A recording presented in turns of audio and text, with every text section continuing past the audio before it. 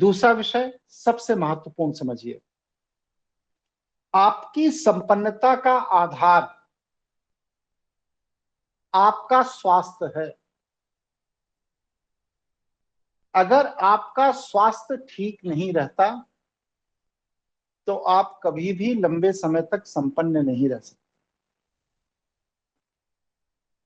इसलिए संपन्नता का आधार क्योंकि स्वास्थ्य है, इसलिए संपन्नता से अधिक प्राथमिकता अपने स्वास्थ्य को देना चाहिए। आपका शरीर स्वस्थ है, मन स्वस्थ है, विचार स्वस्थ है, दृष्टि स्वस्थ है, तो निश्चित रूप से आप संपन्न होंगे। लेकिन बहुत से लोग संपन्नता की प्रतिस्पर्धा में अपने स्वास्थ्य को ही दांव पे लगा देते हैं। और जो लोग इस तरह करते हैं कि अपने स्वास्थ्य को दांव पे लगा देते हैं, वो लोग अस्थायी रूप से थोड़े समय के लिए तो संपन्न हो सकते हैं, लेकिन उस संपन्नता को लंबे समय तक नहीं चला सकते। इसलिए अपने को संपन्न बनाए रखने के लिए आपकी दिनचर्या ऐसी होनी चाहिए जो आपके स्वस्थ होने की सूचना देती हो।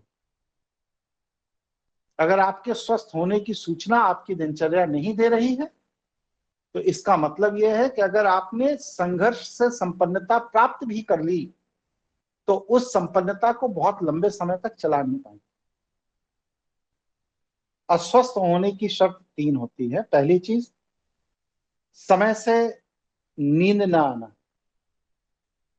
अगर आप अनिद्रा के पेशेंट हैं तो आप मान लीजिए कि आप अस्वस्थ हैं। दूसरी चीज, समय से भूख ना लगना। अगर आपको समय पर भूख नहीं लगती है तो इसका मतलब आप अस्वस्थ हैं। और तीसरी चीज, जिस विषय पर काम कर रहे हैं उससे मन भटकता रहता है, तो इसका मतलब आपका चित्त अस्वस्थ है। और अगर ये तीनों चीजें सही हैं तो आप पूरी तरह स्वस्थ हैं। ये परिवर्तन अगर आपने अपने अंदर नहीं किए हैं तो आप किसी भी व्यापार व्यवसाय में पूंजी लगा देने के बाद उसको लंबे समय तक चला नहीं पाएंगे।